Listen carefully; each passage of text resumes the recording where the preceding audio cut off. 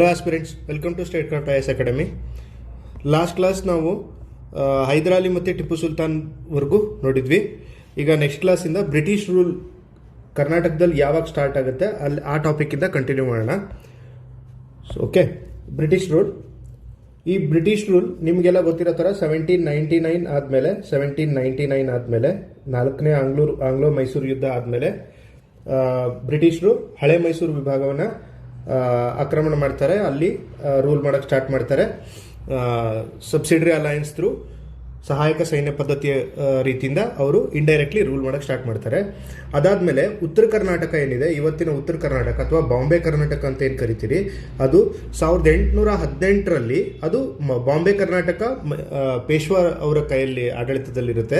1818ರಲ್ಲಿ ಏನಾಗುತ್ತೆ, Anglo Maratha war ಆದಮೇಲೆ, third Anglo Maratha war ಆದಮೇಲೆ ಮರಾಠರು ಸೋಲ್ತಾರೆ, ಪೇಶ್ವೆಗಳು ಸೋಲ್ತಾರೆ ಯಾರು ಬ್ರಿಟಿಷರ ಜೊತೆ. ಸೊ ಅವಾಗಿಂದ ಈ ಬಾಂಬೆ ಹೈದರಾಬಾದ್ ಇವತ್ತೇನು ಬಾಂಬೆ ಕರ್ನಾಟಕ ಪ್ರಾಂತ ಇದೆ ಅದು ಕೂಡ ಬ್ರಿಟಿಷರ ಕೈಯಲ್ಲಿ ಆಡಳಿತಕ್ಕೆ ಬರುತ್ತೆ. ನೆಕ್ಸ್ಟ್ ಇದನ್ನೇ ಪಾಯಿಂಟ್ ಕೊಟ್ಟಿದ್ದಾರೆ ಅವರಲ್ಲಿ. 1862ರಲ್ಲಿ Kanara district was divided into north Kanara and south Kanara. ಇವತ್ತೇನು ಕೆನರಾ ಇದೆ ಕೋಸ್ಟಲ್ ಕರ್ನಾಟಕ, ಅದು ಅಂದಿನ ಮದ್ರಾಸ್ ಪ್ರಾಂತದಲ್ಲಿ ಇತ್ತು ಅಂತ ಒಂದು ಪಾಯಿಂಟ್ ಮೆನ್ಷನ್ ಮಾಡಿದ್ದಾರೆ ಅಷ್ಟೇ. ಅದಷ್ಟು ಮಾತ್ರ ನೋಡ್ಕೊಳ್ಳಿ. ಓಕೆ, ನೆಕ್ಸ್ಟು ಇಲ್ಲಿ ಫಾಲ್ ಆಫ್ ಟಿಪ್ಪು ಸುಲ್ತಾನ್ ಆದಮೇಲೆ 1799 ಆದಮೇಲೆ ಮೈಸೂರು ಅಡ್ಮಿನಿಸ್ಟ್ರೇಷನ್ ಯಾವ ಥರ ಇತ್ತು ಅನ್ನೋ ಪಾಯಿಂಟನ್ನು ನೆಕ್ಸ್ಟ್ ಎಕ್ಸ್ಪ್ಲೈನ್ ಮಾಡ್ತಾ ಹೋಗಿದ್ದಾರೆ. ಇಲ್ಲಿ ದಿವಾನ್ ಪೂರ್ಣಯ್ಯವ್ರ ಬಗ್ಗೆ ಸ್ವಲ್ಪ ಇನ್ಫಾರ್ಮೇಷನ್ ಹೇಳಿದ್ದಾರೆ. ನಾವು ದಿವಾನ್ ಪೂರ್ಣಯ್ಯವ್ರ ಬಗ್ಗೆ ಹಿಂದಿನ ಕ್ಲಾಸಲ್ಲೇ ಸ್ವಲ್ಪ ಡಿಸ್ಕಸ್ ಮಾಡಿದ್ದೀವಿ. ನೀವು ಹಿಂದಿನ ಕ್ಲಾಸ್ ಕೇಳಿಲ್ಲ ಅಂದರೆ ಹಿಂದಿನ ಕ್ಲಾಸ್ ಒಂದು ಸರಿ ಕೇಳಿ. ಅದಾದಮೇಲೆ ಏನಾಗುತ್ತೆ, 1799 ನಂತರ ಮುಮ್ಮಡಿ ಕೃಷ್ಣರಾಜ ಒಡೆಯರ್ನ, ಅಂದರೆ ಮೂರನೇ ಕೃಷ್ಣರಾಜ ಒಡೆಯರ್ನ ಬ್ರಿಟಿಷರು ರಾಜನಾಗಿ ಮಾಡಿ ಆಡಳಿತ ಸ್ಟಾರ್ಟ್ ಮಾಡ್ತಾರೆ. ಬಟ್ ಆದರೆ ಈ ಮುಮ್ಮಡಿ ಕೃಷ್ಣರಾಜ ಒಡೆಯರ್ ಅವರು ತುಂಬ ಚಿಕ್ಕವರಿದ್ದರಿಂದ ದಿವಾನ್ ಪೂರ್ಣಯ್ಯನವರು ಇವ್ರ ಹೆಸರಲ್ಲಿ ಆಡಳಿತ ಮಾಡ್ತಾ ಇರ್ತಾರೆ. ದಿವಾನ್ ಪೂರ್ಣಯ್ಯನವರು 1810ರಲ್ಲಿ, ಅಂದರೆ 11 ವರ್ಷದ ನಂತರ ಮುಮ್ಮಡಿ ಕೃಷ್ಣರಾಜ ಒಡೆಯರ್ ಅವರು ಅವರೇ ಆಡಳಿತವನ್ನು ಸ್ವೀಕಾರ ಮಾಡ್ತಾರೆ. 1831ವರೆಗೂ, ಅಂದರೆ 21 ವರ್ಷ ಮುಮ್ಮಡಿ ಕೃಷ್ಣರಾಜ ಒಡೆಯರ್ ಅವರು ಆಳ್ತಾರೆ. ಈ 21 ವರ್ಷದಲ್ಲಿ ಈ 21 ವರ್ಷ ಆದಮೇಲೆ 1831ರಲ್ಲಿ ಏನಾಗುತ್ತೆ, ನಗರ ರಿವೋಲ್ಟ್ ಆಗುತ್ತೆ. ನಗರ ರಿವೋಲ್ಟ್ ಅದು ಅಡ್ಮಿನಿಸ್ಟ್ರೇಷನ್ ಸರಿ ಇಲ್ಲ ಅಂತ ನೀವು ಕಾರಣ ಕೊಟ್ಟು ಬ್ರಿಟಿಷರು ಮೈಸೂರು ಅರಸರ ಕಡೆಯಿಂದ ಮೈಸೂರನ್ನ ವಾಪಸ್ ತಗೋತಾರೆ, ತಮ್ಮ ಆಡಳಿತದಂಡ್ರೆ ತಗೋತಾರೆ. ಆವಾಗ ಮೈಸೂರಿಗೆ ಕಮಿಷನರ್ಗಳನ್ನ ಅಪಾಯಿಂಟ್ ಮಾಡ್ತಾರೆ. ಮೈಸೂರು 1831ರಿಂದ 1881ವರೆಗೂ, ಅಂದರೆ 50 ವರ್ಷ ಮೈಸೂರು ಬ್ರಿಟಿಷರ ಕೈಲಿತ್ತು. ಮೈಸೂರು ರಾಜ್ಯನ ಕಮಿಷನರ್ ಥ್ರೂ ಆಳ್ತಾ ಇದ್ರು ಬ್ರಿಟಿಷರು. ಇದರಲ್ಲೇ ತುಂಬ ಇಂಪಾರ್ಟೆಂಟ್ ಆದಂಥ ಕಮಿಷನರ್ಗಳು ಯಾರ್ಯಾರು ಅಂತಂದರೆ ಇಬ್ಬರು ಮಾತ್ರ ತುಂಬ ಇಂಪಾರ್ಟೆಂಟ್ ಆಗ್ತಾರೆ. ಮಾರ್ಕ್ ಕಬ್ಬನ್ ಅಂತ ಒಬ್ಬರು, ಇನ್ನೊಂದು ಲೆವಿನ್ ಬೌರಿಂಗ್ ಅಂತ. ಓಕೆ, ಇಲ್ಲಿ ಇನ್ನೊಂದೆರಡು ಮೂರು ಪಾಯಿಂಟ್ ಇದೆ, ಇದು ನೋಡಿ. ಮುಮ್ಮಡಿ ಕೃಷ್ಣರಾಜ ಒಡೆಯರ್ ಅವರು ರಾಜಾ ಸ್ಕೂಲ್ ಅಂತ ಒಂದು ಸ್ಕೂಲನ್ನು ಎಸ್ಟಾಬ್ಲಿಷ್ ಮಾಡ್ತಾರೆ ಟು ಟೀಚ್ ಇಂಗ್ಲೀಷ್ ಇನ್ 1833 ಅಂತ ಒಂದು ಪಾಯಿಂಟ್ ಮೆನ್ಷನ್ ಮಾಡಿದ್ದಾರೆ. ನೆಕ್ಸ್ಟ್ ಅದಾದಮೇಲೆ ಮಹಾರಾಜಾಸ್ ಕಾಲೇಜ್, ಇದೇ ಏನಾಗುತ್ತೆ, ರಾಜಾ ಸ್ಕೂಲ್ ಇದ್ದಿದ್ದು ಮಹಾರಾಜ ಕಾಲೇಜ್ ಆಗಿ ಕನ್ವರ್ಟ್ ಆಗುತ್ತೆ ಮುಂದೆ. ಆಮೇಲೆ ಮುಮ್ಮಡಿ ಕೃಷ್ಣರಾಜ ಒಡೆಯರ್ ಅವರು he also started a lithographic press called Ambavilasa and started printing books in Kannada. ಇವರು ಕಲೆ ಮತ್ತು ಸಂಸ್ಕೃತಿಗೆ ತುಂಬ ಒತ್ತು ಕೊಡ್ತಾರೆ ಆ ಟೈಮಲ್ಲಿ ಮುಮ್ಮಡಿ ಕೃಷ್ಣರಾಜ ಒಡೆಯರ್ ಅವರು. ಸೊ ಅಂಬಾವಿಲಾಸ ಅನ್ನೋ ಒಂದು ಲಿಥೋಗ್ರಫಿಕ್ ಪ್ರೆಸ್ಸನ್ನು ಎಸ್ಟಾಬ್ಲಿಷ್ ಮಾಡಿದ್ದಾರೆ ಅಂತ ಪಾಯಿಂಟ್ ಇದೆ. ಇದು ಕೂಡ ಇಂಪಾರ್ಟೆಂಟ್ ಆಗುತ್ತೆ. ಅಂಬಾವಿಲಾಸ ಏನು ಅಂತ ಕೇಳ್ಬೋದು ಡೈರೆಕ್ಟ್ ಎಕ್ಸಾಮಲ್ಲಿ. ಓಕೆ, ನೆಕ್ಸ್ಟು 1881ವರೆಗೂ ನಾನು ಹೇಳಿದೆ 50 ವರ್ಷ ಕಮಿಷನರ್ಗಳ ಆಡಳಿತ ಇರುತ್ತೆ. ಅದಾದಮೇಲೆ 1881 ನಂತರ ಏನಾಗುತ್ತೆ, ಚಾಮರಾಜೇಂದ್ರ ಒಡೆಯರ್ ಅವರು ಆಡಳಿತಕ್ಕೆ ಬರ್ತಾರೆ. 10ನೇ ಚಾಮರಾಜೇಂದ್ರ ಒಡೆಯರ್ ಅಂತ ನೀವು ಏನು ಓದ್ತೀರಿ, 10ನೇ ಚಾಮರಾಜೇಂದ್ರ ಒಡೆಯರ್ ಅವರು ಆಡಳಿತಕ್ಕೆ ಬರ್ತಾರೆ. ಇವರು ಅಡಾಪ್ಟೆಡ್ ಸನ್ ಆಫ್ ಮುಮ್ಮಡಿ ಕೃಷ್ಣರಾಜ ಒಡೆಯರ್. ಇವ್ರ ಟೈಮಲ್ಲಿ 10ನೇ ಚಾಮರಾಜೇಂದ್ರ ಒಡೆಯರ್ ಟೈಮಲ್ಲಿ ದಿವಾನ್ ರಂಗಾಚಾರ್ಲು ಅವರು ದಿವಾನ್ರಾಗಿ ಆಡಳಿತ ಮಾಡ್ತಾರೆ. ಈ ದಿವಾನ್ ರಂಗಾಚಾರ್ಲು ಮತ್ತು ದಿವಾನ್ ಶೇಷಾದ್ರಿಯರ್ ಇವೆರಡು ಹೆಸರುಗಳು ತುಂಬ ಇಂಪಾರ್ಟೆಂಟ್. ಇವ್ರ ಮೇಲೆ ಎವ್ರಿ ಆಲ್ಟರ್ನೇಟಿವ್ ಎಕ್ಸಾಮಲ್ಲಿ KPSCಯಲ್ಲಿ ಒಂದೊಂದು ಕ್ವಶನ್ ಬಂದೇ ಬರುತ್ತೆ. ಸೊ ದಿವಾನ್ ರಂಗಾಚಾರ್ಲು, ದಿವಾನ್ ಶೇಷಾದ್ರಿ ಅಯ್ಯರ್. ಓಕೆ, ದಿವಾನ್ ರಂಗಾಚಾರ್ಲು ಅಂತ ಹೆಸರು ಬಂದಾಗ ನಮಗೆ ಫಸ್ಟ್ ನೆನಪಾಗಬೇಕಾಗಿದೆ ಏನಂದರೆ ರೆಪ್ರೆಸೆಂಟೇಟಿವ್ ಅಸೆಂಬ್ಲಿನ ಎಸ್ಟಾಬ್ಲಿಷ್ ಮಾಡ್ತಾರೆ ಇವರು. ಈಗೇನು ನೀವು ವಿಧಾನಸೌಧ ಅಂತೀರಿ, ವಿಧಾನಸೌಧ ಅಥವಾ ಈ ಎಲೆಕ್ಟೆಡ್ ರೆಪ್ರೆಸೆಂಟೇಷನ್ ಏನಿದೆ, ಚುನಾವಣೆ ಮೂಲಕ ಆರಿಸಿ ಕಳಿಸುವಂಥದ್ದನ್ನು ರಾಜರ ಕಾಲದಲ್ಲೇ ದಿವಾನ್ ರಂಗಾಚಾರ್ಲು ಅವರು ರೆಪ್ರೆಸೆಂಟೇಟಿವ್ ಅಸೆಂಬ್ಲಿ ಮೈಸೂರಲ್ಲಿ ಎಸ್ಟಾಬ್ಲಿಷ್ ಮಾಡಿರ್ತಾರೆ 1881ರಲ್ಲಿ. ಇದರಲ್ಲಿ 144 ಜನರನ್ನ ನಾಮಿನೇಟೆಡ್ ಮೆಂಬರ್ಸನ್ನು ಕಳಿಸ್ತಾ ಇರ್ತಾರೆ to make a policy guidance. Okay, next Dewan Rangacharlu ಅವ್ರ ಬಗ್ಗೆ ಅಷ್ಟು ನೆನ್ಪಿಟ್ಕೊಳ್ಳಿ. ನೆಕ್ಸ್ಟ್ ಅದಾದಮೇಲೆ ದಿವಾನ್ ಪೂರ್ಣಯ್ಯ ಅವ್ರ ಬಗ್ಗೆ ಒಂದು ಸ್ವಲ್ಪ ಡೆವಲಪ್ಮೆಂಟಲ್ ವರ್ಕ್ಸ್ ಏನೇನು ಮಾಡಿದ್ರು ಅಂತ ಕೊಟ್ಟಿದ್ದಾರೆ. He had raised a dam across Kaveri river at Sagarakatte ಅನ್ನೋದು ಹತ್ರ ಇವರೊಂದು ಡ್ಯಾಮ್ ಕಟ್ಟಿಸ್ತಾರೆ. ಆಮೇಲೆ ಫಸ್ಟ್ ರೈಲ್ವೆ ಲೈನು ಕರ್ನಾಟಕದಲ್ಲಿ ಎಲ್ಲಿ ಬಂತು ಅಂತ ಒಂದು ಕ್ವಶನ್ ಆಗಿದೆ. ಇದು ಕೂಡ important question. Bengaluru to Jolarpet ಅನ್ನೋ ಒಂದು ಏರಿಯಾದಲ್ಲಿ Bengaluru to Jolarpet first railway line ಹಾಕ್ಸಿದ್ಯಾರು ದಿವಾನ್ ಪೂರ್ಣಯ್ಯ ಅವ್ರ ಕಾಲದಲ್ಲಿ. ಅಂದರೆ ಮಾರ್ಕ್ ಕಬ್ಬನ್ ಕೂಡ ಇದ್ರು ಆ ಟೈಮಲ್ಲಿ, ಮಾರ್ಕ್ ಕಬ್ಬನ್ ಟೈಮಲ್ಲಿ, ಸಾರಿ ದಿವಾನ್ ಪೂರ್ಣಯ್ಯ ಅಲ್ಲ. Started functioning from 1864. ಫಸ್ಟ್ ಇಂಡಿಯಾದಲ್ಲಿ ರೈಲ್ವೇಸ್ ಯಾವಾಗ ಬಂತು ಅಂದರೆ 1853ರಲ್ಲಿ Mumbai to Thane first railway line ಬಂದಿದ್ದು. ಕರ್ನಾಟಕದಲ್ಲಿ ಎಲ್ಲಿ ಅಂದರೆ ಬೆಂಗಳೂರು ಟು ಜೋಲಾರ್ಪೇಟ್ ಅಂತ 1864ರಲ್ಲಿ. ಓಕೆ, ನೆಕ್ಸ್ಟು ಇದು ಮೊನ್ನೆ ನಡೆದಂಥ HK ಪೇಪರಲ್ಲಿ ಈ ಕ್ವಶನ್ ಕೇಳಿದರು. ಕರ್ನಾಟಕದಲ್ಲಿ ಕಾಫಿ ಪ್ಲಾಂಟೇಷನ್ಗೆ ತುಂಬ ಒತ್ತು ಕೊಟ್ಟಂಥ ಕಮಿಷನರ್ ಯಾರು ಅಂತ. So mark Cubbon. Okay, Cubbon ಕರ್ನಾಟಕದಲ್ಲಿ ಕಾಫಿ ಪ್ಲಾಂಟೇಷನ್ಗೆ ಪ್ರಾಮುಖ್ಯತೆ ಕೊಟ್ಟು 1,50,000 ಎಕರೆ ಕಾಫಿ ಪ್ಲಾಂಟೇಷನ್ಸ್ನ ಅವನ ಕಾಲದಲ್ಲಿ ಮಾಡಿಸ್ತಾನೆ. ನೆಕ್ಸ್ಟ್ ಅದೇ ಥರ ಪಬ್ಲಿಕ್ ವರ್ಕ್ಸ್ ಡಿಪಾರ್ಟ್ಮೆಂಟ್, ಫಾರೆಸ್ಟ್ ಡಿಪಾರ್ಟ್ಮೆಂಟ್ಗಳನ್ನ ಎಸ್ಟಾಬ್ಲಿಷ್ ಮಾಡ್ತಾನೆ. ಆಮೇಲೆ ಡಿಸ್ಟಿಕ್ ಸೇವಿಂಗ್ ಬ್ಯಾಂಕ್ಸ್ಗಳನ್ನ ಸ್ಟಾರ್ಟ್ ಮಾಡ್ತಾನೆ. ಇದು ನೆಕ್ಸ್ಟ್ ಕ್ವಶನ್ ಬರ್ಬೋದು ಎಕ್ಸಾಮಲ್ಲಿ. ಡಿಸ್ಟಿಕ್ ಸೇವಿಂಗ್ಸ್ ಬ್ಯಾಂಕ್ಸ್ ಕರ್ನಾಟಕದಲ್ಲಿ ಯಾರು ಎಸ್ಟಾಬ್ಲಿಷ್ ಮಾಡಿದ್ರು ಅಂತ. ಸೊ ಮಾರ್ಕ್ ಕಬ್ಬನ್ ಅಂತ ನೆನ್ಪಿಟ್ಕೊಳ್ಳಿ, Cubbon. Next Rangacharlu got the Bengaluru Mysuru metro gauge rail line ready by 1882 ಅಂತ. ಸೊ ಬೆಂಗಳೂರು ಮೈಸೂರ್ದು ರೈಲ್ವೆ ಲೈನ್ ಯಾರು ಹಾಕ್ಸಿದ್ದು ಅಂದರೆ ದಿವಾನ್ ರಂಗಾಚಾರ್ಲು. ನಾವಿಲ್ಲಿ ಏನು ಡಿಸ್ಕಸ್ ಮಾಡ್ತಾ ಇದ್ವಿ ರಂಗಾಚಾರ್ಲು ಅಂತ. ಈ ರಂಗಾಚಾರ್ಲು ಅವ್ರದ್ದು ರೆಪ್ರೆಸೆಂಟೇಟಿವ್ ಅಸೆಂಬ್ಲಿ ಇನ್ ಮೈಸೂರು 1881 ಅದು ಒಂದು ಪಾಯಿಂಟ್. ಆದರೆ ಇನ್ನೊಂದು ಬೆಂಗಳೂರು ಮೈಸೂರು ರೈಲ್ವೆ ಕೂಡ ಇವರೇ ಹಾಕಿಸ್ತಾರೆ. ನೆಕ್ಸ್ಟ್ ಅದಾದಮೇಲೆ ದಿವಾನ್ ರಂಗಾಚಾರ್ಲು ಆದಮೇಲೆ ಇನ್ನೊಂದು ಹೆಸರು ಹೇಳಿದ್ದೆ ನಾನು ಅಲ್ಲಿ ಮೇಲೆ, ದಿವಾನ್ ಶೇಷಾದ್ರಿ ಅಯ್ಯರ್ ಅಂತ. ದಿವಾನ್ ಶೇಷಾದ್ರಿ ಅಯ್ಯರ್ ಅವರು KGFನ ಸ್ಟಾರ್ಟ್ ಮಾಡ್ತಾರೆ. ಇದು one of the major contribution of Dewan Seshadri Iyer. KGFನ ಸ್ಟಾರ್ಟ್ ಮಾಡ್ತಾರೆ ಎಷ್ಟರಲ್ಲಿ? 1886ರಲ್ಲಿ KGFನ ಸ್ಟಾರ್ಟ್ ಮಾಡ್ತಾರೆ.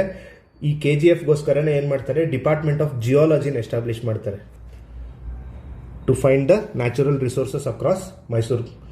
ಸೊ ಅದಕ್ಕೋಸ್ಕರ ಡಿಪಾರ್ಟ್ಮೆಂಟ್ ಆಫ್ ಜಿಯಾಲಜಿ ಸ್ಟಾರ್ಟ್ ಮಾಡ್ತಾರೆ. ಡಿಪಾರ್ಟ್ಮೆಂಟ್ ಆಫ್ ಅಗ್ರಿಕಲ್ಚರ್ನ ಎಸ್ಟಾಬ್ಲಿಷ್ ಮಾಡ್ತಾರೆ. ಆಮೇಲೆ ವಾಣಿ ವಿಲಾಸ ಸಾಗರನ ಇವರು ಪ್ರಾಜೆಕ್ಟ್ ಎತ್ಕೋತಾರೆ. ಏನಿದು ವಾಣಿ ವಿಲಾಸ ಸಾಗರ ಅಂದರೆ, ವೇದಾವತಿ ರಿವರ್ ಅಂತಿದೆ, ಚಿತ್ರದುರ್ಗ ಜಿಲ್ಲೆಯಲ್ಲಿ ಹರಿಯುತ್ತೆ ವೇದಾವತಿ ರಿವರ್. ಈ ವೇದಾವತಿ ರಿವರ್ಗೆ ಡ್ಯಾಮ್ ಕಟ್ಟಿಸ್ಬೇಕು ಅಂತೇಳಿ ವಾಣಿ ವಿಲಾಸ ಸಾಗರ ಅಂತ ಇದನ್ನ ಡ್ಯಾಮ್ ಕನ್ಸ್ಟ್ರಕ್ಷನ್ ಇರಿಗೇಷನ್ ಪ್ರಾಜೆಕ್ಟ್ನ ತೊಗೊಂಡ್ಬರ್ತಾರೆ. ಯಾರಿದು ಯಾವ ಟೈಮಲ್ಲಿ ಆಗುತ್ತೆ ಅಂದರೆ ನೆನಪಿಟ್ಕೊಳ್ಳಿ, ಶೇಷಾದ್ರಿ ಅಯ್ಯರ್, ದಿವಾನ್ ಶೇಷಾದ್ರಿ ಅಯ್ಯರ್. ನೆಕ್ಸ್ಟ್ ಅದೇ ಥರ ಇನ್ನೊಂದು ಮೇಜರ್ ಇಂಪಾರ್ಟೆಂಟ್ ಕಾಂಟ್ರಿಬ್ಯೂಷನ್ ಇವ್ರದ್ದು ಏನಂದರೆ, first hydro electric project in Asia. ಇಡೀ ಏಷ್ಯಾದಲ್ಲೇ ಮೊದಲು water through hydro electric project ತಂದಿದ್ದು ಯಾರು ಅಂದರೆ ಶೇಷಾದ್ರಿ ಅಯ್ಯರ್ ಟೈಮಲ್ಲಿ. 1902ರಲ್ಲಿ ಫಸ್ಟ್ ಟೈಮು KGF ಮೈನ್ಸ್ ಏನಿದೆ ಅಲ್ಲಿಗೆ ಇಲೆಕ್ಟ್ರಿಸಿಟಿ ಸಪ್ಲೈ ಮಾಡ್ತಾರೆ. Shivana Samudra hydro electric project ಅಂಡರು 1902ರಲ್ಲಿ ಫಸ್ಟ್ ಟೈಮ್ ಎಲೆಕ್ಟ್ರಿಸಿಟಿ ಬರುತ್ತೆ. ಇದು ಬರೀ ಇಂಡಿಯಾದಲ್ಲ, ಇಡೀ ಏಷ್ಯಾದಲ್ಲೇ ಮೊದಲನೇ ಬಾರಿಗೆ ಫಸ್ಟ್ ಇಲೆಕ್ಟ್ರಿಸಿಟಿ ಬಂದಿದ್ದು. ಆಮೇಲೆ ಬೆಂಗಳೂರು ಸಿಟಿಗೆ ಇಲೆಕ್ಟ್ರಿಸಿಟಿ ಸಪ್ಲೈ ಮಾಡ್ತಾರೆ 1905ರಲ್ಲಿ. Bengaluru city first city to obtain electric facility in whole country. Okay, ಇವೆರಡು ಪಾಯಿಂಟ್ ನೆನ್ಪಿಟ್ಕೊಳ್ಳಿ. ಸೊ ದಿವಾನ್ ಶೇಷಾದ್ರಿ ಅಯ್ಯರ್ ಬಗ್ಗೆ ಇಷ್ಟು ಕೊಟ್ಟಿದ್ದಾರೆ. ಇದಾದಮೇಲೆ ಇನ್ನೊಂದೆರಡು 3 ಪಾಯಿಂಟ್ ನಾನು ಎಕ್ಸ್ಟ್ರಾ ಹೇಳ್ತಾ ಇದ್ದೀನಿ, ಬರ್ಕೊಳ್ಳಿ. ಮೈಸೂರು ಸಿವಿಲ್ ಸರ್ವಿಸಸ್ ಎಕ್ಸಾಮ್ಸನ್ನು ಸ್ಟಾರ್ಟ್ ಮಾಡಿದವರು ಇದೇ ದಿವಾನ್ ಶೇಷಾದ್ರಿ ಅಯ್ಯರ್ ಅವರು. ಮೈಸೂರು ಸಿವಿಲ್ ಸರ್ವಿಸಸ್ ಎಕ್ಸಾಮ್ಸನ್ನು ಸ್ಟಾರ್ಟ್ ಮಾಡಿದವರು ಇದೇ ದಿವಾನ್ ಶೇಷಾದ್ರಿ ಅಯ್ಯರ್ ಅವರು. ಆಮೇಲೆ ಮೈಸೂರಿಗೆ ವಿದ್ಯುತ್ ಶಕ್ತಿ ತಂದವರು ಇದೇ ದಿವಾನ್ ಶೇಷಾದ್ರಿ ಅಯ್ಯರ್ ಅವರು. KGF ಸ್ಟಾರ್ಟ್ ಮಾಡಿದವರು ಇವರೇ, ಡಿಪಾರ್ಟ್ಮೆಂಟ್ ಆಫ್ ಜಿಯಾಲಜಿ ಸ್ಟಾರ್ಟ್ ಮಾಡಿದವರು ಇವರೇ. ಈಗ ನೀವೇನು ಕುಮಾರಕುಪ್ರ ಗೆಸ್ಟ್ ಹೌಸ್ ಅಂತ ಏನು ಕರಿತೀರಿ, ಬೆಂಗಳೂರಲ್ಲಿ ದೊಡ್ಡ ಗೆಸ್ಟ್ ಹೌಸ್ ಇದೆ, ಆ ಜಾಗ ಇದೆ ಇವ್ರದೇ ಕಾಂಟ್ರಿಬ್ಯೂಷನ್. ಆ ಜಾಗ ಇವ್ರದೇ ಆಗಿರುತ್ತೆ, ಸರ್ಕಾರಕ್ಕೋಸ್ಕರ ಬಿಟ್ಕೊಡ್ತಾರೆ ಆಫ್ಟರ್ ಇಂಡಿಪೆಂಡೆನ್ಸ್. ಓಕೆ, ನೆಕ್ಸ್ಟು ಇಲ್ಲೊಂದು ಇನ್ನೊಂದು ಪಾಯಿಂಟ್ ಇದೆ, ಅಷ್ಟು ಇಂಪಾರ್ಟೆಂಟ್ ಅಲ್ಲ, ಬಟ್ ಜಸ್ಟ್ ಒಂದು ಸಾರಿ ನೋಡ್ಕೊಂಡಿರಿ. Mangaluru was connected by rail with Madras in 1907 ಅಂತ ಇದೆ. ಇದೊಂದು ಪಾಯಿಂಟ್ ನೋಡ್ತಾ ಇರಿ. Next anti British uprisings in Karnataka. ಇದು ತುಂಬ ಇಂಪಾರ್ಟೆಂಟ್ ಪಾಯಿಂಟ್ ಆಗುತ್ತೆ. ಇಲ್ಲಿಂದ ಏನಾಗುತ್ತೆ ಅಂದರೆ ಫ್ರೀಡಮ್ ಸ್ಟ್ರಗಲ್ ಸ್ಟಾರ್ಟ್ ಆಗುತ್ತೆ. ನಮ್ಮದು ಫ್ರೀಡಮ್ ಸ್ಟ್ರಗಲ್ ಟಾಪಿಕ್ಕು ಇಲ್ಲಿಂದ ಸ್ಟಾರ್ಟ್ ಆಗುತ್ತೆ. ಇದನ್ನೇನು ಮಾಡಿದ್ದಾರೆ, ಮೊನ್ನೆ ಒಂದು ಎಕ್ಸಾಮಲ್ಲಿ ನಿಮಗೆ ಕ್ರೊನಾಲಜಿಕಲ್ ಆರ್ಡ್ರಲ್ಲಿ ಡಿಫ್ರೆಂಟ್ ರಿವೋಲ್ಟ್ಸನ್ನು ಅರೇಂಜ್ ಮಾಡಿ ಅಂತ ಹೇಳಿದ್ದಾರೆ. ಸೊ ದೋಂಡಿಯಾವಾಗ್ ಅನ್ನೋರು ಫಸ್ಟ್ ರಿವೋಲ್ಟ್ ಮಾಡಿದ್ದು. ಇವ್ರು ಯಾರು ಆಫ್ಟರ್ ಫಾಲ್ ಆಫ್ ಟಿಪ್ಪು ಅಂದರೆ 1799 ಏನು ಟಿಪ್ಪು ಸುಲ್ತಾನ್ ಫಾಲ್ ಆಗುತ್ತೆ, ಅದಾದಮೇಲೆ ದೋಂಡಿಯಾವಾಗ್ ದಂಗೆ ಆಗುತ್ತೆ 1800 ಅಂದರೆ ಒಂದೇ ವರ್ಷದ ನಂತರ. ಆಮೇಲೆ ಇವ್ರು ಕೂಡ ಇವ್ರನ್ನ ಅರೆಸ್ಟ್ ಮಾಡ್ತಾರೆ, ಹ್ಯಾಂಗ್ ಮಾಡ್ತಾರೆ. ನೆಕ್ಸ್ಟ್ ಅದಾದಮೇಲೆ ವೆಲ್ಲೂರು ಮಿಟಿನಿ 1806 ಆಗುತ್ತೆ, ವೆಲ್ಲೂರು ಮಿಟಿನಿ. ನೆಕ್ಸ್ಟ್ ಅದಾದಮೇಲೆ ಕೊಪ್ಪಳ ರೆಬೆಲಿಯನ್, ಕೊಪ್ಪಳದ ದಂಗೆ ಅಂತ ಕೇಳ್ತೀರಿ. ಕೊಪ್ಪಳದ ದಂಗೆ ಲೆಡ್ ಬೈ ವೀರಪ್ಪ ಅನ್ನೋರು 1819 ಕೊಪ್ಪಳದ ದಂಗೆ ಆಗುತ್ತೆ. ಇವೆಲ್ಲ ಇಸ್ವಿಗಳು ಇಂಪಾರ್ಟೆಂಟ್ ಆಗುತ್ತೆ. ಈಗ ನೋಡಿ, ನಾವು ಯಾವ್ಯಾವ ಡಿಸ್ಕಸ್ ಮಾಡಿದ್ವಿ. 1800 ಯಾವುದಾಯಿತು, 1806 ಯಾವುದಾಯಿತು, 1819 ಯಾವುದಾಯಿತು. ಈ ಮೂರನ್ನು ಪಾಯಿಂಟ್ ನೆನಪಿಟ್ಕೊಳ್ಳಿ. ಇದನ್ನು ಕ್ರೊನಾಲಜಿಕಲ್ ಆರ್ಡ್ರಲ್ಲಿ ಆಲ್ರೆಡಿ ಎಕ್ಸಾಮಲ್ಲಿ ಕೇಳಿದ್ದಾರೆ. ಸೊ ಮತ್ತೆ ಇನ್ನೊಂದು ಸಾರಿ ಕೇಳೋ ಚಾನ್ಸ್ ಇರುತ್ತೆ. ಆಮೇಲೆ 1820 ದೇಶ್ಮುಖ್ ರೆಬೆಲಿಯನ್ ನಿಯರ್ ಬೀದರ್, ಅಂದರೆ ಬೀದರ್ದ ದಂಗೆ ಅಂತ ಕರಿತೀವಿ ನಾವು. 1820 ಬೀದರ್ ದಂಗೆ ಆಗುತ್ತೆ. ನೆಕ್ಸ್ಟ್ ಅದಾದಮೇಲೆ ಸಿಂದಗಿ ರಿವೋಲ್ಟ್ ಅಂತಲೂ ಒಂದು ನ್ಯೂಸಲ್ಲಿರುತ್ತೆ. ಸಿಂದಗಿ ದಂಗೆ ಅಂತ, ಅದು 1824 ಸಿಂದಗಿ ದಂಗೆ ಆಗುತ್ತೆ. ಆಮೇಲೆ ನಿಮಗೆಲ್ಲ ಗೊತ್ತಿರೋ ಥರ 1824 ಕಿತ್ತೂರು ಚೆನ್ನಮ್ಮ ರಿವೋಲ್ಟ್ ಆಗೋದು, ಕಿತ್ತೂರು ಮತ್ತು ಥ್ಯಾಕ್ರೆ ನಡುವೆ ಯುದ್ಧ ಆಗೋದು 1824 Kittur war and this one Sindagi ದಂಗೆ.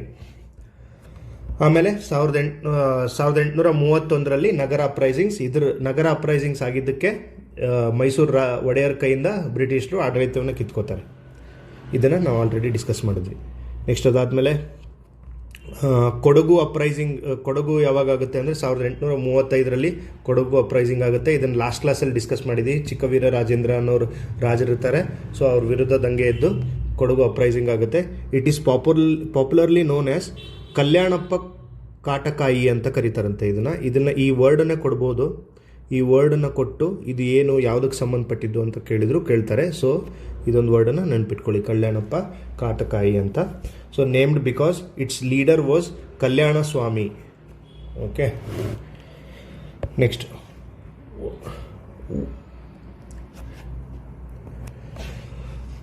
ಇದೇ ಥರ ಮುಂದೆ ಬಾದಾಮಿ ರಿವೋಲ್ಟ್ ಬಗ್ಗೆ ಒಂದು ಪಾಯಿಂಟ್ ಮೆನ್ಷನ್ ಮಾಡಿದ್ದಾರೆ. ಬಾದಾಮಿ revolt, one of the former official of Peshwa called Narasappa Petkar organized a revolt against British in 1840, popularly known as Badami Revolt ಅಂತ ಒಂದು ಪಾಯಿಂಟ್ ಇದೆ ನೋಡಿ ಇಲ್ಲಿ. 1840 ನರಸಪ್ಪ ಪೆಟ್ಕರ್ ಅನ್ನೋರು ಈ ಬಾದಾಮಿ ರಿವೋಲ್ಟನ್ನು ಆರ್ಗನೈಸ್ ಮಾಡ್ತಾರೆ. ಇದನ್ನು ಕ್ರೊನಾಲಜಿಕಲಿ ಕೇಳ್ತಾರೆ. ಇವೆಲ್ಲ ಪಾಯಿಂಟ್ಸ್ ತುಂಬ ಇಂಪಾರ್ಟೆಂಟ್ ಪಾಯಿಂಟ್ಸು. ಸೊ ಅದಕ್ಕೋಸ್ಕರ ಇದನ್ನೆಲ್ಲ ನೋಟ್ ಮಾಡ್ಕೊಳ್ಳಿ. ನೆಕ್ಸ್ಟು ಅದಾದಮೇಲೆ ನಿಮಗೆ ವೆಂಕಟಪ್ಪ ನಾಯಕ ಸುರಪುರ ಅವ್ರದ್ದು. ಆಮೇಲೆ ಈ 1857 ಮುಂಚೆದು ನಾವಿಲ್ಲಿ ನೋಡಿದ್ವಿ. ಸಿಪಾಯಿ ದಂಗೆಕ್ಕಿಂತ ಮುಂಚೆದು ಪಾಯಿಂಟ್ಸ್ ನಾವೀಗ ಡಿಸ್ಕಸ್ ಮಾಡಿದ್ವಿ. ಈಗ ಸಿಪಾಯಿ ದಂಗೆ ಟೈಮಲ್ಲಿ ಯಾವ್ದ್ಯಾವುದು ರಿವೋಲ್ಟ್ ಆಯಿತು ಅಂತ ಒಂದು ಪಾಯಿಂಟ್ ನೋಡ್ತಾ ಇದ್ರೆ, ಫಸ್ಟ್ ಒನ್ ಸುರಪುರದ ವೆಂಕಟಪ್ಪ ನಾಯಕರ ದಂಗೆ. ಅದಾದಮೇಲೆ ಹಲಗಲಿ ಬೇಡರ್ದು, ನರಗುಂದ ಬಾಬಾ ಸಾಹೇಬರ್ದು. ಓಕೆ, ನರಗುಂದದ ಬಾಬಾ ಸಾಹೇಬ್ ಇದೇ ಟೈಮಲ್ಲೇ 1857-58 ಟೈಮಲ್ಲೇ. ಆಮೇಲೆ ಸುರಪುರ ನಾವು ಆಲ್ರೆಡಿ ಡಿಸ್ಕಸ್ ಮಾಡಿದ್ವಿ. ಆಮೇಲೆ ಮುಂಡರ್ಗಿ ಭೀಮರಾವ್ ಜಮೀನ್ದಾರ್ ಆ್ಯಂಡ್ ದೇಸಾಯಿಸ್ ಆಫ್ ಗೋವನಕೊಪ್ಪ, ಹೆಮ್ಮಿಗೆ ಮತ್ತು ಸೊರಟೂರು. ಇವರೆಲ್ಲರೂ 1858 ದಂಗೆ ಟೈಮಲ್ಲಿ ದಂಗೆ ಎದ್ದವರು. ಇವನ್ನೆಲ್ಲ ಹೆಸರು ನೆನ್ಪಿಟ್ಕೊಳ್ಳಿ. ಯಾರ್ಯಾರು ಈ 1858 ಸಿಪಾಯಿ ಮಿಟಿನಿಲಿ ಪಾರ್ಟಿಸಿಪೇಟ್ ಮಾಡಿದ್ರು ಕರ್ನಾಟಕದಲ್ಲಿ ಅಂತ ಕೇಳಿದಾಗ, ನರಗುಂದದ ಬಾಬಾ ಸಾಹೇಬ, ಸುರಪುರದ ವೆಂಕಟಪ್ಪ ನಾಯಕರು, ನೆಕ್ಸ್ಟ್ ಮುಂಡರ್ಗಿ ಭೀಮರಾವ್, ದೇಸಾಯಿಸ್ ಆಫ್ ಗೋವನಕೊಪ್ಪ, ಹೆಮ್ಮಿಗೆ, ಸೊರಟೂರು ಮತ್ತು ಹಲಗಲಿಯ ಬೇಡರು. ಓಕೆ, ನೆಕ್ಸ್ಟು ಇಲ್ಲಿ ಮುಂಡರ್ಗಿ ಭೀಮರಾವ್ ಅವ್ರ ಬಗ್ಗೆ ಒಂದು ಪಾಯಿಂಟ್ ಮೆನ್ಷನ್ ಮಾಡಿದ್ದಾರೆ. 12 copies of Tatya Tope's anti British proclamations chart is being recovered from Mundargi Bhimrao's family ಅಂತ ಒಂದು ಪಾಯಿಂಟ್ ಕೊಟ್ಟಿದ್ದಾರೆ. ಏನಿಲ್ಲ, ತಾಂತ್ಯಾ ಟೋಪಿ ಅವ್ರದ್ದು ಆ್ಯಂಟಿ ಬ್ರಿಟಿಷ್ ಬಗ್ಗೆ ಏನು ಪಾಂಪ್ಲೆಟ್ಸ್ ಕೊಟ್ಟಿದ್ರು ಅದು ಮುಂಡ್ರಗಿ ಭೀಮರಾವ್ ಫ್ಯಾಮಿಲಿ ಅವ್ರ ಕಡೆಯಿಂದ ವಶಪಡಿಸ್ಕೊಂಡ್ರಂತೆ ಬ್ರಿಟಿಷರು. ಅಂದರೆ ಇದರ ಅರ್ಥ ತಾಂತ್ಯಾ ಟೋಪಿ was a major figure during 1857 revolt in northern India. ಅದೇ ಥರ ಸದರ್ನ್ ಇಂಡಿಯಾದಲ್ಲೂ ಕೂಡ ಆ ಥರ ಸ್ಪ್ರೆಡ್ ಮಾಡೋದಕ್ಕೆ ತಾಂತ್ಯಾ ಟೋಪಿಯವರು ಮುಂಡ್ರಗಿ ಭೀಮರಾವ್ ಅವ್ರನ್ನ ಕಾಂಟ್ಯಾಕ್ಟ್ ಮಾಡಿದ್ರು ಅನ್ನೋದಕ್ಕೆ ಇದೊಂದು ಪ್ರೂಫ್ ಆಗಿ ಸಿಗುತ್ತೆ. ಓಕೆ, ಲಾಂಗ್ ರಿವೋಲ್ಟ್ ಇನ್ ಸೂಪಾದಂಗೆ ಯಾವಾಗಾಯಿತು ಅಂತಲೂ ಕೇಳ್ತಾರೆ. ಇದು ಕೂಡ ಸೂಪಾ ಎಲ್ಲಿದೆ, ಉತ್ತರ ಕನ್ನಡ ಡಿಸ್ಟಿಕಲ್ಲಿದೆ. ಇದು ಕೂಡ 1858 ಟೈಮಲ್ಲೇ ಆಗಿದೆ. ಓಕೆ, ನೆಕ್ಸ್ಟು ಅದಾದಮೇಲೆ ರಿನೈಸನ್ಸ್ ಪೀರಿಯಡ್ ಡ್ಯೂರಿಂಗ್ ಬ್ರಿಟಿಷ್ ಪಾಯಿಂಟನ್ನು ಡಿಸ್ಕಸ್ ಮಾಡಬೇಕು ನಾವು. ಇಲ್ಲಿಗೆ ಅದು ರಿವೋಲ್ಟ್ದು ಮುಗಿಯಿತು ನಮಗೆ. ಇವೆಲ್ಲ ಇಸ್ವಿಗಳು ತುಂಬ ಇಂಪಾರ್ಟೆಂಟ್. ಇನ್ನೊಂದು ಸಾರಿ ನೋಡಿ ಅವನ್ನ. ನೆಕ್ಸ್ಟು ಇಲ್ಲಿ ಒಂದು ಪಾಯಿಂಟ್ ಇದೆ, ಏನಂತಂದರೆ ಕರ್ನಾಟಕದಲ್ಲಿ, ಅಂದರೆ ಅಂದಿನ ಕರ್ನಾಟಕದಲ್ಲಿ ಕನ್ನಡ ಶಾಲೆಗಳೇ ಇರಲಿಲ್ಲ. ಈಗೇನು ನಾವು ಬಾಂಬೆ ಕರ್ನಾಟಕ ಅಂತ ಕರಿತಿದ್ದೀವಿ, ಆ ಬಾಂಬೆ ಕರ್ನಾಟಕದಲ್ಲಿ ಕನ್ನಡ ಶಾಲೆಗಳೇ ಇರಲಿಲ್ಲ. ಓನ್ಲಿ ಮರಾಠಿ ಸ್ಕೂಲ್ಸ್ ಮಾತ್ರ ಇತ್ತು ಈ ಬಾಂಬೆ ಕರ್ನಾಟಕದಲ್ಲಿ. Men like Elliot and deputy Channabasappa strove to introduce Kannada medium schools in Bombay Karnataka region ಅಂತ ಒಂದು ಪಾಯಿಂಟ್ ಕೊಟ್ಟಿದ್ದಾರೆ. ಇದನ್ನು ಡೈರೆಕ್ಟಾಗಿ ಹಿಂಗೆ ಕೇಳ್ಬೋದು. ಅಂದಿನ ಬಾಂಬೆ ಕರ್ನಾಟಕದಲ್ಲಿ ಕನ್ನಡ ಶಾಲೆಗಳನ್ನು ಪ್ರಾರಂಭಿಸಿದ ಮೊದಲಿಗರು ಯಾರು, ಇವುಗಳಲ್ಲಿ ಯಾರು ಅಂತ ಕೆಳಗಡೆ ಕೊಡ್ಬೋದು. ಸೊ ಇಲಿಯಟ್ ಮತ್ತು ಡೆಪ್ಯೂಟಿ ಚನ್ನಬಸಪ್ಪ ಇಬ್ಬರ ಹೆಸರನ್ನು ನೆನಪಿಟ್ಕೊಳ್ಳಿ. ನೆಕ್ಸ್ಟು ಇದೆ, ಎಲ್ಲೆಲ್ಲಿ ಕಾಲೇಜ್ಗಳು ಸ್ಟಾರ್ಟ್ ಆಯಿತು ಅಂತಿದೆ, ಅದೆಲ್ಲ ಅಷ್ಟು ಇಂಪಾರ್ಟೆಂಟ್ ಅಲ್ಲ. ಒಂದು ಸಾರಿ ನೀವು ಹೈಲೈಟ್ ಮಾಡಿದ್ದೀನಿ ಗೋತ್ರವಾಗಿ. ಕ್ರಿಶ್ಚಿಯನ್ ಮಿಷನರಿ ಸ್ಟಾರ್ಟೆಡ್ ಪ್ರಿಂಟಿಂಗ್, ಇದೊಂದು ತುಂಬ ಇಂಪಾರ್ಟೆಂಟ್ ಪಾಯಿಂಟ್. ಇದು ಕ್ರಿಶ್ಚಿಯನ್ ಮಿಷನರಿಗಳು ಪ್ರಿಂಟಿಂಗ್ ಪ್ರೆಸ್ಸನ್ನು ಸ್ಟಾರ್ಟ್ ಮಾಡ್ತಾರೆ 1817 ಅನ್ನೋಷ್ಟರಲ್ಲಿ ಕಲ್ಕತ್ತಾದಲ್ಲಿ ಸ್ಟಾರ್ಟ್ ಮಾಡಿರ್ತಾರೆ. ಬಾಸೆಲ್ ಮಿಷನ್ ಏನಿದೆ, ಬಾಸೆಲ್ ಮಿಷನ್ ಇದು ಕೂಡ ಒಂದು ಕ್ರಿಶ್ಚಿಯನ್ ಮಿಷನ್. ಇವರು ಕರ್ನಾಟಕದಲ್ಲಿ ಫಸ್ಟ್ ನ್ಯೂಸ್ ಪೇಪರನ್ನು ತೊಗೊಂಬರ್ತಾರೆ. ಅದರ ಹೆಸರು ಮಂಗಳೂರು ಸಮಾಚಾರ. ಇದೆಲ್ಲ ನಿಮ್ಗೆ ಗೊತ್ತಿರುತ್ತೆ. ಬಟ್ ನೀವೇನು ನೆನಪಿಟ್ಕೋಬೇಕು ಅಂದರೆ ಇದು ಎಷ್ಟನೇ ಇಸ್ವಿಲಿ ಅನ್ನೋದನ್ನ ನೆನಪಿಟ್ಕೋಬೇಕು. 1843ರಲ್ಲಿ ಬಾಂಬೆ ಸಮಾಚಾರ ಮಂಗಳೂರು ಸಮಾಚಾರ ಅನ್ನೋ ಒಂದು ನ್ಯೂಸ್ ಪೇಪರನ್ನು ತೊಗೊಂಬರ್ತಾರೆ. ಮಂಗಳೂರು ಸಮಾಚಾರನ ತಂದಿದ್ಯಾರು ಅಂತಂದರೆ ಬಾಸೆಲ್ ಮಿಷನ್. ಓಕೆ, ನೆಕ್ಸ್ಟ್ ಅದಾದಮೇಲೆ ನಿಮಗೆ ಒಂದು ಹೋಮ್ವರ್ಕ್ ಏನಂದರೆ, ರೀಸೆಂಟ್ಲಿ ಎಕ್ಸಾಮಲ್ಲಿ ಏನು ಮಾಡ್ತಾ ಇದ್ದಾರೆ, ಅವಾಗ ಅಂದಿನ ಕಾಲದ ಕೆಲವೊಂದು ನ್ಯೂಸ್ ಪೇಪರ್ಗಳು, ಅಂದರೆ ಇಂಡಿಪೆಂಡೆನ್ಸ್ ಟೈಮಲ್ಲಿರೋ ಕೆಲವೊಂದು ನ್ಯೂಸ್ ಪೇಪರ್ಗಳು, ಅದ್ರ ಚೀಫ್ ಎಡಿಟರ್ ಅಥವಾ ಅದರ ರೈಟರ್ ಯಾರಿದ್ರು ಅಂತನೋ ಒಂದು ಕ್ವಶನನ್ನು ಮ್ಯಾಚ್ ದ ಫಾಲೋಯಿಂಗಲ್ಲಿ ಕೇಳ್ತಾ ಇದ್ದಾರೆ. ಸೊ ನೀವು ಜಸ್ಟ್ ಹೋಗಿ ನಿಮ್ಮ ಹಿಸ್ಟ್ರಿ ಬುಕ್ಕಲ್ಲಿ ಅದನ್ನೊಂದು ಸರಿ ರಿವೈಸ್ ಮಾಡ್ಕೊಳ್ಳಿ. ರಿವೈಸ್ ಮಾಡಿದ್ರೆ ಅದನ್ನೊಂದು ಸ್ವಲ್ಪ ಕಮೆಂಟ್ ಮಾಡಿ ಕಮೆಂಟ್ ಬಾಕ್ಸಲ್ಲಿ. ಓಕೆ, ನೆಕ್ಸ್ಟು ಇಲ್ಲಿ ಅದೇ ಕೊಟ್ಟಿದ್ದಾರೆ ನೋಡಿ, ಹಿಟಾಚಿ ಆ್ಯಂಡ್ ಉರ್ದು ಪೇಪರ್. ಇದು ಉರ್ದು ಭಾಷೆದಿದು. ಇದನ್ನು ಕಲಾದಗಿಲಿ ಸ್ಟಾರ್ಟ್ ಮಾಡ್ತಾರೆ. ಆಮೇಲೆ ಕರ್ನಾಟಕ ವೃತ್ತ ಅಂತ ಒಂದು ವೀಕ್ಲಿ ನ್ಯೂಸ್ ಪೇಪರ್ ಇರುತ್ತೆ, ಇದನ್ನು ವಿಜಯಪುರದಲ್ಲಿ ಸ್ಟಾರ್ಟ್ ಮಾಡಿರ್ತಾರೆ. ಆಮೇಲೆ ಮುಮ್ಮಡಿ ಕೃಷ್ಣರಾಜ ಒಡೆಯರ್ ಟೈಮಲ್ಲಿ ಮುದ್ರಾ ಮಂಜೂಷ ಅನ್ನೋ ಒಂದು ಬುಕ್ ಬರುತ್ತೆ, ಅದು ಕೆಂಪು ನಾರಾಯಣ ಅನ್ನೋರು ಬರೀತಾರೆ. ಮುದ್ರಾ ಮಂಜೂಷ ರಿಟನ್ ಬೈ ಕೆಂಪು ನಾರಾಯಣ. ಇದು ಕೂಡ PYQ. First original Kannada social play was Iggappa ಹೆಗ್ಗದೆಯ ಪ್ರಹಸನ ಅಂತ. ಈ ಪಾಯಿಂಟನ್ನು ನೆನ್ಪಿಟ್ಕೊಳ್ಳಿ. ಫಸ್ಟ್ ಸೋಷಿಯಲ್ ಪ್ಲೇ, ಸಾಮಾಜಿಕ ನಾಟಕ ಯಾವುದು ಅಂತಂದರೆ ಇದೆ, ಇಗ್ಗಪ್ಪ ಹೆಗ್ಗದ್ದೆಯ ಪ್ರಹಸನ ಅಂತ 1887ರಲ್ಲಿ ಬೈ ವೆಂಕಟರಾಮಶಾಸ್ತ್ರಿ ಅಂತನೋರು ಬರೀತಾರೆ. ಇದನ್ನು ವೆಂಕಟರಾಮಶಾಸ್ತ್ರಿ. ಈ ಥರದ ಕ್ವಶನ್ಸ್ ಎಲ್ಲ ಕೇಳ್ತಾರೆ, ಫ್ಯಾಕ್ಚುಯಲ್ಸ್ ಇದೆ. ಮಲ್ಟಿಪಲ್ ಟೈಮ್ ರಿವೈಸ್ ಮಾಡಬೇಕು, ಮೆಮೊರೈಸ್ ಮಾಡ್ಕೋಬೇಕು, ಅದು ಬಿಟ್ಟರೆ ಬೇರೆ ದಾರಿ ಇಲ್ಲ ಇದರಲ್ಲಿ. First original Kannada social play Iggappa ಹೆಗ್ಗದ್ದೆಯ ಪ್ರಹಸನ by Venkataramashastri. First original Kannada social novel ಯಾವುದು ಅಂದರೆ ಸೂರ್ಯಕಾಂತ ಅಂತ by Gadkar. Okay, first Kannada social novel ಇದು ಸೂರ್ಯಕಾಂತ ಅಂತ. ಎಲ್ಲ ಇಂಪಾರ್ಟೆಂಟ್ ಪಾಯಿಂಟ್. ನೆಕ್ಸ್ಟು ಅದೇ ಥರ ವೀಣೆ ಸ್ಪೆಷಲಿಸ್ಟ್ ಕರ್ನಾಟಕದಲ್ಲಿ ಆಗಿನ ಟೈಮಲ್ಲಿ ಯಾರಿದ್ರು ಒಂದು 3-4 ಜನದ ಹೆಸರು ಕೊಟ್ಟಿದ್ದಾರೆ. Not that much important, but ಒಂದ್ಸರಿ ನೋಡ್ಕೊಳ್ಳಿ. ವೀಣೆ ವೆಂಕಟ ಸುಬ್ಬಯ್ಯ, ನಿಮಗೆ ಹೆಸರಲ್ಲೇ ವೀಣಿದೆ ಗೊತ್ತಾಗುತ್ತೆ. ನೆಕ್ಸ್ಟು ಸಾಂಬಯ್ಯ ಅನ್ನೋರು, ಚಿಕ್ಕರಾಮಪ್ಪ ಅನ್ನೋರು. ಓಕೆ. ಕೆಲವೊಂದು ಚರ್ಚು ಮತ್ತೆ ಅದ್ರದ್ದು ಯಾವ ಊರಲ್ಲಿ ಇದೆ ಅಂತ ಈ ಥರದ್ದು ಮ್ಯಾಚ್ ದ ಫಾಲೋಯಿಂಗ್ ಬರೋ ಚಾನ್ಸಸ್ ಇದೆ. ಸೊ ಅದಕ್ಕೋಸ್ಕರ ಅದು ನೋಡ್ಕೊಳ್ಳಿ. ಅವರ್ ಲೇಡಿ ಸೋರೋ ಚರ್ಚ್ ಎಲ್ಲಿದೆ ಅಂದರೆ ಮಂಗಳೂರಲ್ಲಿದೆ. ಅವರ್ ಲೇಡಿ ಸೋರೋ ಚರ್ಚ್ ಎಲ್ಲಿದೆ ಅಂದರೆ ಮಂಗಳೂರಲ್ಲಿದೆ. ಸೇಂಟ್ ಮೇರೀಸ್ ಚರ್ಚ್ ಎಲ್ಲಿದೆ? ಶಿವಾಜಿನಗರ, ಬೆಂಗಳೂರಲ್ಲಿದೆ. ಇದೆಲ್ಲ ಅರ್ಲಿಯೆಸ್ಟ್ ಚರ್ಚ್ಗಳು ಕರ್ನಾಟಕದಲ್ಲಿ. ಸೊ ಅದಕ್ಕೋಸ್ಕರ ಇದು ಇಂಪಾರ್ಟೆಂಟ್ ಆಗುತ್ತೆ. ನೆಕ್ಸ್ಟ್ ಅದೇ ಥರ ಸೇಂಟ್ ಜೋಸೆಫ್ಸ್ ಸೆಮಿನರಿ ಚರ್ಚ್ ಎಲ್ಲಿದೆ? ಇದು ಕೂಡ ಮಂಗಳೂರಲ್ಲಿದೆ. ಸೇಂಟ್ ಮೇರಿ ಚರ್ಚ್ ಇನ್ನೊಂದು ಬೆಳಗಾವಿಯಲ್ಲಿದೆ.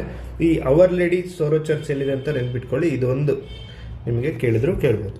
ನೆಕ್ಸ್ಟು ಥಿಯೋಸಾಫಿಕಲ್ ಸೊಸೈಟಿ ಮೈಸೂರಲ್ಲಿ ಸ್ಟಾರ್ಟ್ ಆಗುತ್ತೆ. ಯಾವಾಗ? 1886ರಲ್ಲಿ.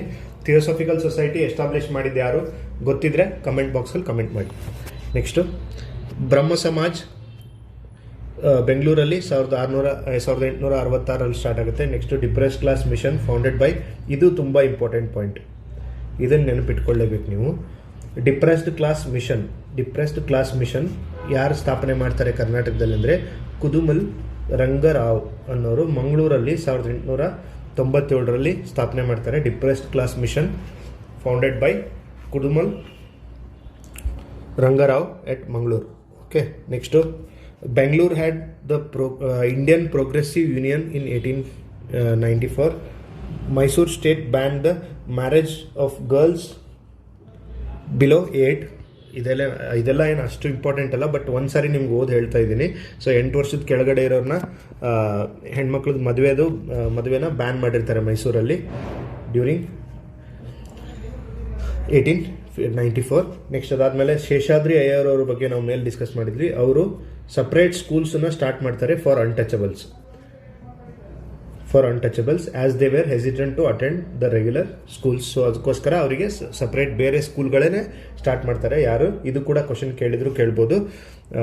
ಈ ಕೆಳಗಿನ ಯಾರು ಅನ್ಟಚಬಲ್ಸಿಗೆ, ಅಸ್ಪೃಶ್ಯರಿಗೆ ಬೇರೆ ಸ್ಕೂಲ್ಗಳನ್ನು ಸಪ್ರೇಟಾಗಿ ಸ್ಟಾರ್ಟ್ ಮಾಡ್ತಾರೆ ಅಂತ. ಸೊ ಶೇಷಾದ್ರಿ ಅಯ್ಯರ್ ಅವರು. ನೆಕ್ಸ್ಟು ರಾಮಕೃಷ್ಣ ಮಿಷನ್ ಕರ್ನಾಟಕದಲ್ಲಿ 1904ರಲ್ಲಿ ಎಸ್ಟಾಬ್ಲಿಷ್ ಆಗುತ್ತೆ. ಆಮೇಲೆ ಇದು ತುಂಬ ಇಂಪಾರ್ಟೆಂಟ್, ಮೋಸ್ಟ್ ಇಂಪಾರ್ಟೆಂಟ್ ಕ್ವಶನ್ಸ್ ಇದು. ನೆಕ್ಸ್ಟ್ ಇದರಲ್ಲಿ ನೋಡಿ, BL Rice Mysore and Coorg ಅನ್ನೋ ಒಂದು ಬುಕ್ ಬರೆದಿದ್ದಾರೆ. BL ರೈಸ್ ಅವ್ರದ್ದು Fleet's dynasties of Kanarese districts ಅಂತ ಒಂದು ಬುಕ್ ಬರೆದಿದ್ದಾರೆ. BL Rice. ಓಕೆ. ನೆಕ್ಸ್ಟು ಈ BL ರೈಸ್ ಬಗ್ಗೆ ನಾವು ಇಂಟ್ರೊಡಕ್ಷನ್ ಚಾಪ್ಟರಲ್ಲಿ ತುಂಬ ಡಿಸ್ಕಸ್ ಮಾಡಿದ್ದೀವಿ. ನೀವು ನೋಡಿಲ್ಲ ಅಂದರೆ ಫಸ್ಟ್ 2-3 ಚಾಪ್ಟರಲ್ಲೇ ತುಂಬ ಪಾಯಿಂಟ್ಸ್ ಇದೆ BL ರೈಸ್ ಬಗ್ಗೆ. ಸೊ ಪ್ಲೀಸ್ ಹೋಗಿ ನೋಡಿ. Next Bhandarkar's early history of Deccan ಅನ್ನೋ ಒಂದು ಬುಕ್ಕು ತುಂಬ ಇದು ನೋಡಿ, ಆಥರ್ಸ್ ಒಂದು ಕಡೆ ಕೊಟ್ಟು ಅವ್ರು ಬರೆದಿರೋ ಬುಕ್ಸ್ ಇನ್ನೊಂದು ಮ್ಯಾಚ್ ದ ಫಾಲೋಯಿಂಗಲ್ಲಿ ಕೇಳ್ತಾರೆ ಈ ಥರದ ಕ್ವಶನ್ಸ್. BL ರೈಸ್ ಯಾವುದು? Fleet's dynasties of Kanarese districts ಅಂತ. ನೆಕ್ಸ್ಟ್ ಅದಾದಮೇಲೆ Bhandarkar's early history of Deccan ಅಂತ. Next Rice BL Rice the epigraphy of Karnataka volumes. Okay, 1, 2, 3 ಅಂತ ಬರುತ್ತೆ ಅದು. ನೆಕ್ಸ್ಟ್ ಅದಾದಮೇಲೆ ಇಂಡಿಯನ್ ಆಂಟಿಕ್ವೆರೀಸ್ ವಾಲ್ಯೂಮ್ ಅನ್ನೋದೊಂದು ಬುಕ್ಕು ರೈಸ್ ಅವ್ರದ್ದೆ. ನೆಕ್ಸ್ಟ್ ಸಿವೆಲ್ಸ್, ಇದು ನಿಮಗೆಲ್ಲ ಗೊತ್ತಿರುತ್ತೆ, ದ ಫಾರ್ಗಟನ್ ಎಂಪೈರ್ ಅಂತ. ರಾಬರ್ಟ್ ಸಿವೆಲ್ ಅವ್ರು ಬರೆದಿದ್ದು ದ ಫಾರ್ಗಟನ್ ಎಂಪೈರ್ ಅಂತ. ಇದು ಹಂಪಿ ಬಗ್ಗೆ, ಹಂಪಿ ರಿಲೇಟೆಡ್ ಇನ್ಫಾರ್ಮೇಷನ್ ಇದೆ ಇದು. ಓಕೆ. ನೆಕ್ಸ್ಟ್ ಅದಾದಮೇಲೆ first ever agricultural and industrial exhibition was organised at Mysore in 1888. Not that much important. ಇದು ಇಂಪಾರ್ಟೆಂಟ್ ಆಗುತ್ತೆ. ಕರ್ನಾಟಕ ವಿದ್ಯಾವರ್ಧಕ ಸಂಘ ಧಾರವಾಡಲ್ಲಿ ಎಷ್ಟನೇ ಇಸ್ವಿಲಿ ಎಸ್ಟಾಬ್ಲಿಷ್ ಮಾಡಿದ್ರು ಅಂದರೆ 1890. ಇದು ಯಾಕೆ ಇಂಪಾರ್ಟೆಂಟ್ ಆಗುತ್ತೆ ಅಂದರೆ ನಮಗೆ ಕರ್ನಾಟಕ ಏಕೀಕರಣ ಮೂವ್ಮೆಂಟ್ ಸ್ಟಾರ್ಟ್ ಆಗುತ್ತೆ, ಇಲ್ಲಿಂದ ಸ್ಟಾರ್ಟ್ ಆಗುತ್ತೆ. ಓಕೆ. ನೆಕ್ಸ್ಟ್ ಮಿಥಿಕ್ ಸೊಸೈಟಿ ಬೆಂಗಳೂರಲ್ಲಿ. ನೆಕ್ಸ್ಟ್ ಅದಾದಮೇಲೆ ಕರ್ನಾಟಕ ಇತಿಹಾಸ ಸಂಶೋಧನಾ ಮಂಡಳ ಧಾರವಾಡದಲ್ಲಿ ಎಸ್ಟಾಬ್ಲಿಷ್ ಆಗಿದೆ. ಇದು ಕರ್ನಾಟಕ ಇತಿಹಾಸ ಸಂಶೋಧನಾ ಮಂಡಳಿ. ನೆಕ್ಸ್ಟ್ ಅದಾದಮೇಲೆ 1915ರಲ್ಲಿ ಕರ್ನಾಟಕ ಸಾಹಿತ್ಯ ಪರಿಷತ್ ಸ್ಥಾಪನೆ ಆಗುತ್ತೆ. 1915ರಲ್ಲಿ ಕರ್ನಾಟಕ ಸಾಹಿತ್ಯ ಪರಿಷತ್ ಇದಾಗುತ್ತೆ. ಪ್ರೆಸಿಡೆಂಟ್ ಯಾರಿರ್ತಾರೆ? HV ನಂಜುಂಡಯ್ಯ ಅವರು ಪ್ರೆಸಿಡೆಂಟ್ ಇರ್ತಾರೆ. ಅದಾದಮೇಲೆ 1916ರಲ್ಲಿ ಮೈಸೂರು ಯೂನಿವರ್ಸಿಟಿ ಕೂಡ ಸ್ಟಾರ್ಟ್ ಆಗುತ್ತೆ.